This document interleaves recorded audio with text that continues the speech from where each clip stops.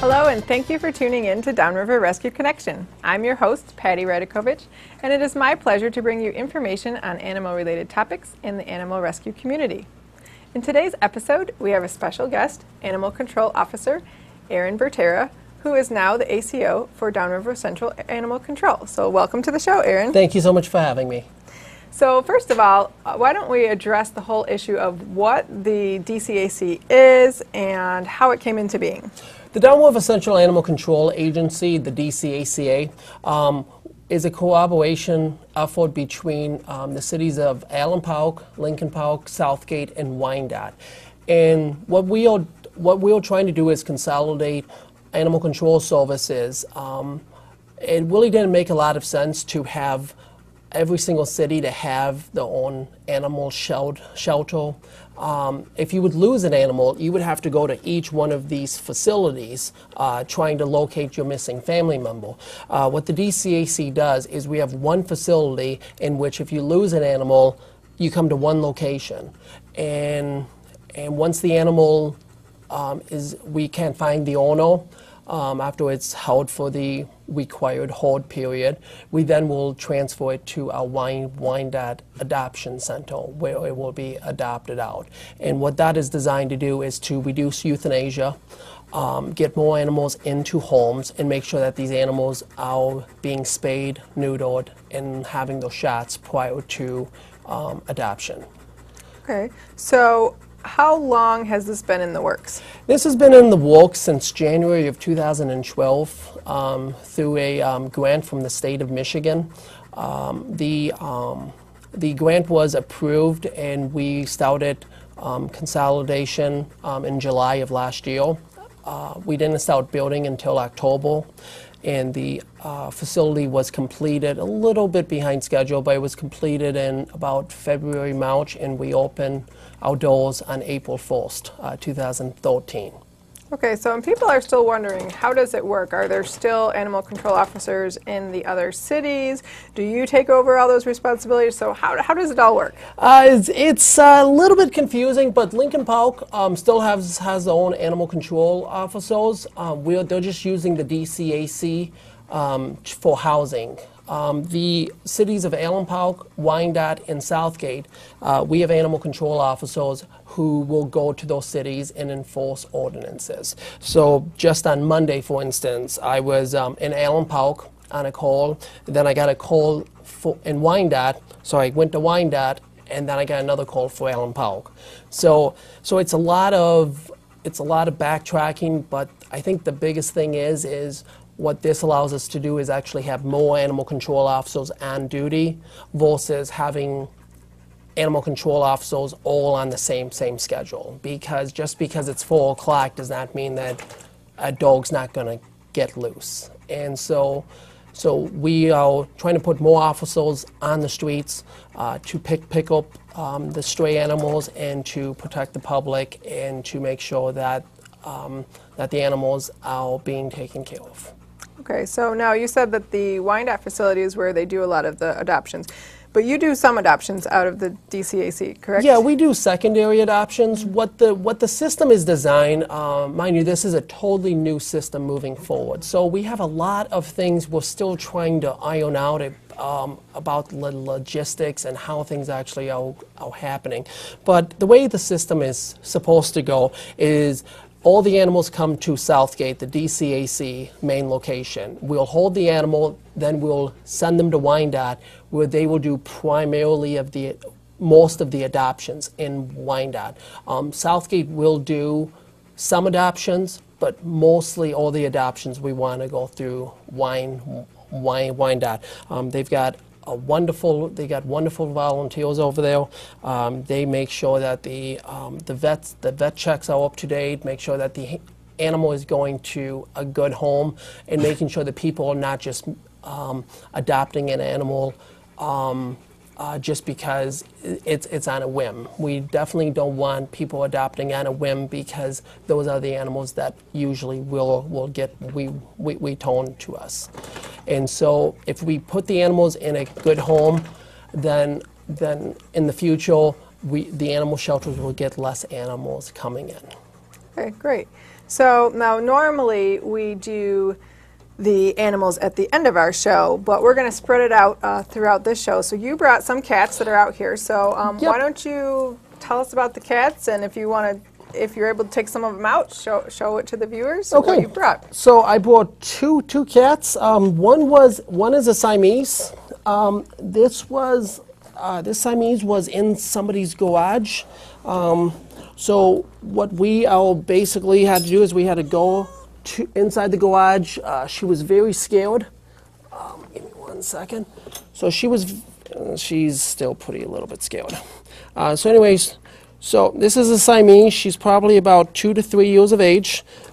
She will be placed up for adoption in the next, probably on Monday. They're going to send her to a vet, get her checked out, and make sure that she is fixed. The one main thing that we don't want is to send out animals that have not been fixed.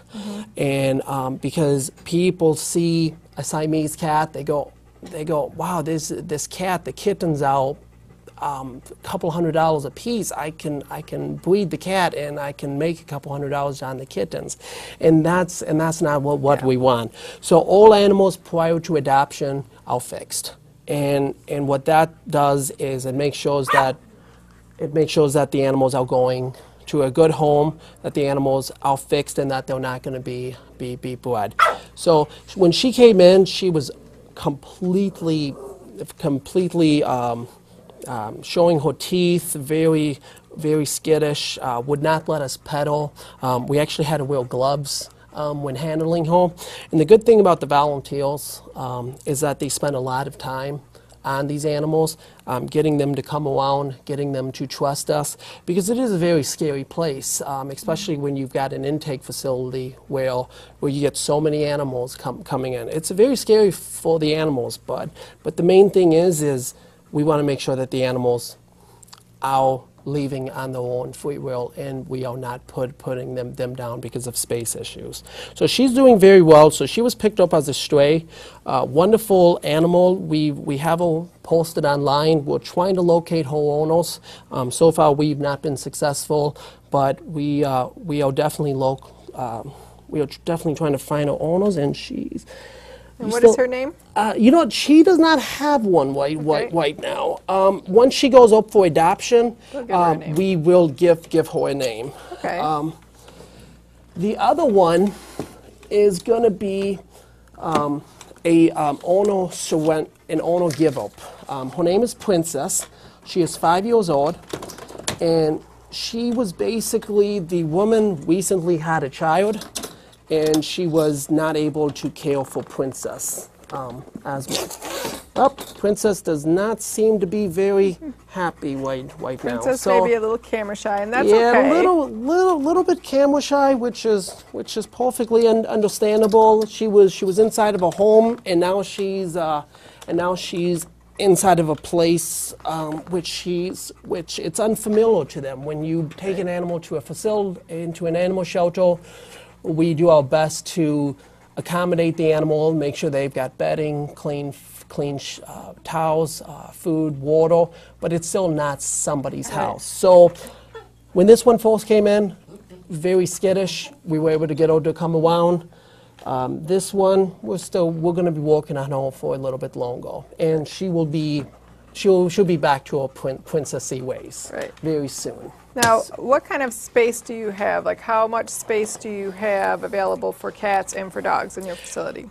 The way that the shelter is designed to maximize every single space inside of the facility, and so we can house 17 dogs comfortably. And then as we start getting filled up, we start closing off some sections for the cages, and then we can house up to 31 dogs. And our thing with that is we want to make sure that we have the space to get the animals back to the owners and to our Wyandotte facility for the adoption, because we do not want to see any animal that comes to our facility be euthanized. How about cats? How much space do you have for cats? Cats, we've We've been able to, we've got several different areas for cats, and we're trying to make more areas, but right now we've got, I think, about 45 cages for cats, which is pretty good. And like I said, it's a constant rotation. We get the cats in, and then we send them to Wyandotte, where they got a little bit more space, especially since it's kitten season now. Okay, so tell us a little about you. Like, at what point did you decide you wanted to become an animal control officer, and how long have you been doing this? You know what? I knew I wanted to be in the public sector ever since I've been a kid, and I want to help. I want to help people. I want to help society. I want to be better than previously, and I've been an animal control officer since 2007. I've been doing it about 6 years. And I can honestly tell you, I got into the job not knowing how I was going to do, and I've been enjoying it. And I think I've been always looking at ways of improving and reducing euthanasia, and putting every single effort I have into this, because this is a job that's not 9 to 5. Just because it's 5 o'clock doesn't mean that those animals that needs to be placed still. So we're on the phone, we're on our websites, we're networking with different rescue groups, just trying to find these animals homes.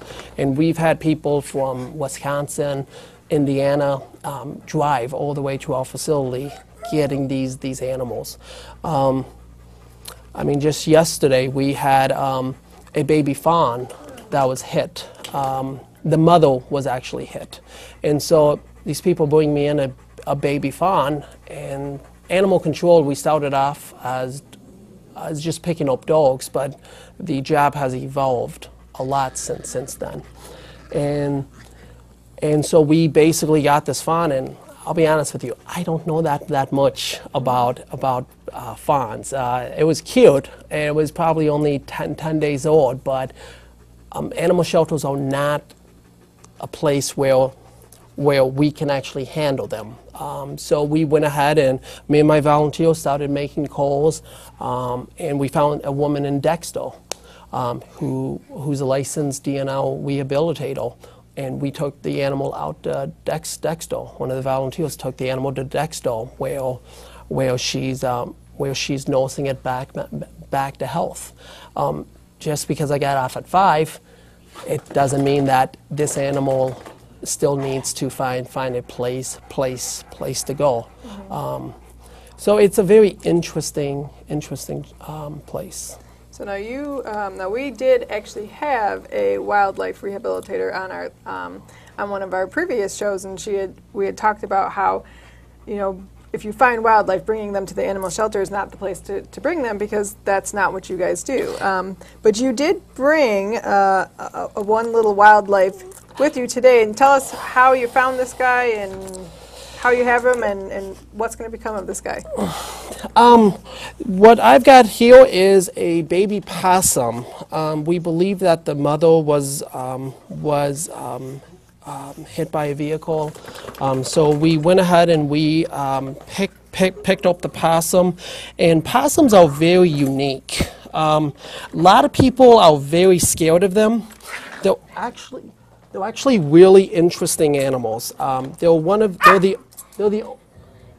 the only other animals in the state of in North America besides humans that have an opposable thumb. They also have a marsupial sac, like a kangaroo, in which they can keep their babies. And possums, they're nocturnal animals, but however, they will not. They're nocturnal animals, but they do not carry babies. Their body temperature is pretty low. And the thing she's a little bit scared. Yeah, she hears the dogs in the studio and is not so sure about the lights, but we'll see if we can get her out. Okay, sorry. Okay, so the thing about possums is that they're not really vicious. Unless they feel threatened, they will not attack you. Their teeth are very sharp. However, like I said, I mean, they're very misunderstood. They're just scavengers. They're looking for basically trash cans, trash, anything that you have that they can scavenge. Actually, I always tell people they're so ugly, they're kind of cute. So for this guy, since we don't have the mom, what we're going to try to do is we're going to try to reloc. We're going to see how he does, make sure that he's of age, that he can live. But we're going to try to put him away from the residential areas, try and find some state land, some areas that he will not be in somebody's garbage can, or that he's not going to be hit by a vehicle. Because it doesn't matter if it's a dog, if it's a cat, or if it's a possum. I mean, we do love our jobs, but we do love the animals. And the thing is just because a possum is a possum does not mean that we should just put it down for being what it is. So we will hang on to him, and we will try to find a safe place for him to go. And so, like I said, as you guys can see, I'm handling him. He definitely has his mouth open, but he's not viciously attacking me. And if people see these animals, the best thing to do is to leave them alone, and they will generally go on the way. Make sure you've got lids on your trash cans, and they will not stick around. And I want to remind the viewers that Aaron is more experienced with handling animals, and he's wearing gloves, so even though the animal did seem tame here, please do not try to pick up baby possums or any other baby wildlife on your own. Thank you so much for telling me that and reminding me on that. Never pick up wildlife. If you see them, please leave them alone.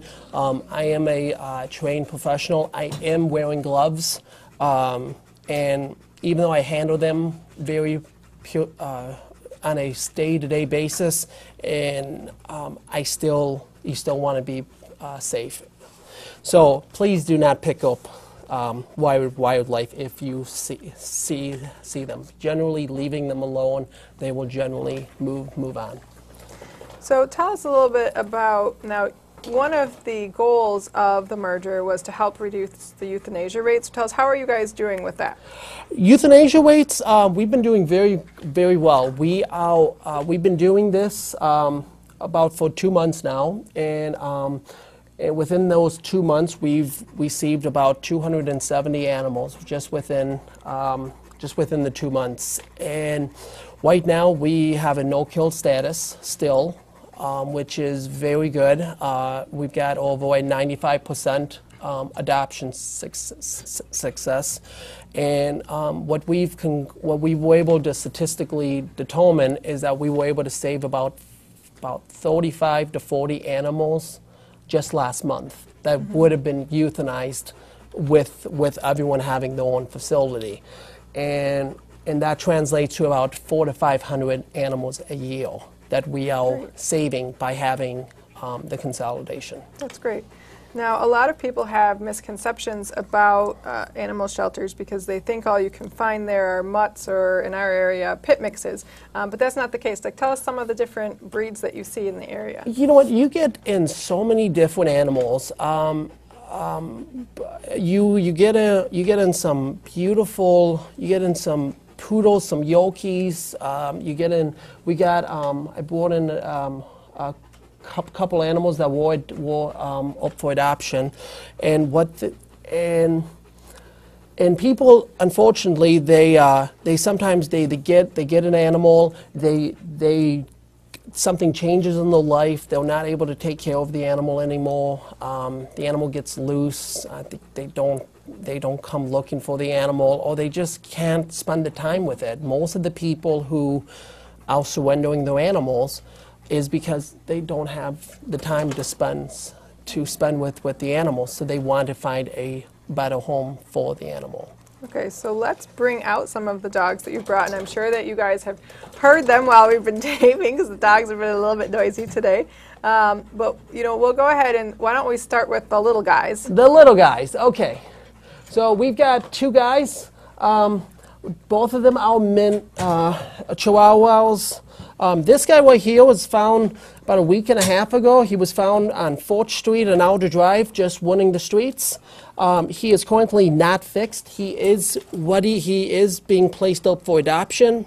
His whole time is expired. He is about a 1.5, 2-year-old Chihuahua min pin. When he first came in, like I said, he was very skittish. But with our volunteers working on him, he's very friendly. He is very, hello buddy, hello, come here you, come here. He's very friendly. He's a very small dog, and like I said, these are a lot of people are wanting smaller dogs. They live in an apartment, a condo, and like I said, just this month alone, I think he's a little bit excited. We got in about seven Chihuahuas. We got in poodle. I mean, we get in just about everything. We get in from the low side, and we get in what we're going to bring out next is a little bit on the larger size. All right. Well, why don't we bring out the other little guy first, and then, okay. then we'll bring out the big beast. Okay. So this is Chi-Chi. He was found as a stray. We have tried to contact his previous owner, and we've been unsuccessful. He is a very nice, very affectionate little Chihuahua. Just wants to be held. And like I said, this is, I mean, not aggressive, not a mean bone in his body. Just when I put him down, he just wants to jump back to be held. And the thing is we want to make sure that people are getting the type of animals that they want. Some people want a smaller dog that can lay next to him. Other people want dogs that they can play with, that their kids can play with, that can play ball.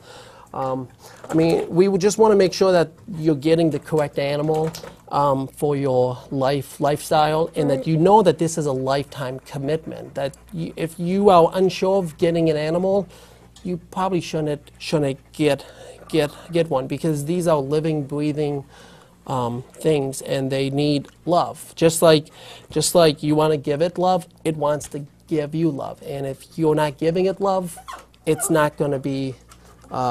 It's gonna definitely let you know. And so, like I said, these are all animals that have came into our facility that have been placed up for adoption.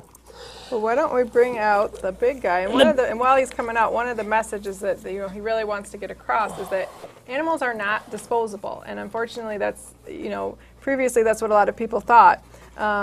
But that's why they really want to make sure that they're matching the right animal with the right person for your right lifestyle. Now, this is not a dog for everybody.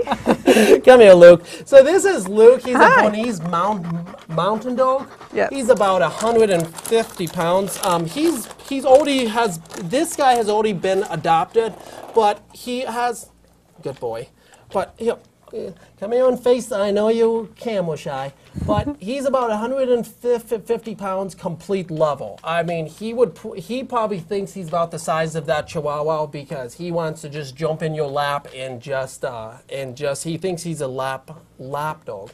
But he's a big dog, and like I said, those smaller dogs would go good inside of a person's condo, inside somebody's apartment, but this guy, he needs a lot of space to run, and he needs a lot of kibbles and bits too. A lot of kibbles and bits. But like I said, these are all animals that we've had, and they are good. I mean, like I said, we tried never to adopt out an animal that has that we don't feel is right for that person. Right. So he's you're just a big level. Okay. So this one is, so again, if something like this, it takes a specific type of person that first of all can afford to feed the dog and that has the energy to take him outside, as opposed to somebody who wants a Chihuahua. If you want more of a lap dog, not that Chihuahuas don't need to be walked, because all dogs do need to be walked. If somebody that's just looking more for a lap dog that maybe is a little bit calmer and eats a lot less, then you might want to go for a smaller breed or a Chihuahua. And of course, I mean, and there aren't just, the purebreds. There's a lot of mixed breeds in the shelters. We that have a come lot and- of mix. We got a lot of mixes, but the thing is that a lot of the mixes, they are wonderful. Yes. They want to be loved just as much as the purebreds. And the thing is an animal just wants to be loved. I don't really think it matters if it's a 10-pound Chihuahua or a 150-pound beast, as we call him. But yeah, he's like I said, this one requires a lot, and also requires a lot of brushing too. Yes, that's right. And that's a lot of people don't consider the grooming and all the rest of the expenses that go into owning an animal. Animals are very expensive, but the thing is they're worth every dime. They provide a lot to your life. So as we're getting close to the end of the show, so are there any final messages that you would like to get out to the public? You know what, I just want to let everybody know that the Downriver Central Animal Control Agency, we are in our infancy of where we just we are just in our infancy. We're still working out a lot of the kinks, but our goal has always been to reduce euthanasia and get the animals back to the owners and make sure that these animals are being placed into the proper home. So if you lose an animal, you want to come to the main facility in Southgate. If you want to adopt an animal, you want to go to the facility, our adoption center in Wyandotte. And to be honest with you, we all of us are animal lovers, and we want to see all these animals have the best home possible, and that these animals are placed in a loving home. Great. Well, I want to thank you again so much for coming on the show and bringing the animals out. And if you are interested in these guys, you can contact DCAC, or you can contact Wyandotte. And before I forget, if people are interested in volunteering, who do they contact? You know what? You can contact either facility, either the Wyandotte Adoption Center, or you can contact the main location in Southgate. Our website is up on the screen. You can either send us an email, or you can give us a call. We're open 10 to 11, 3 until 4, Monday through Friday. With more volunteers, we are looking to add evening hours and expand upon that. So, like I said, there's a lot of kinks we're still ironing out, but I think it will be a very good thing in the. Oh! He's giving us a bath. Yes, he is. Not the kind of bath I wanted, though, but that's okay. All right, well, I wanted to thank you again for coming on the show. Very welcome.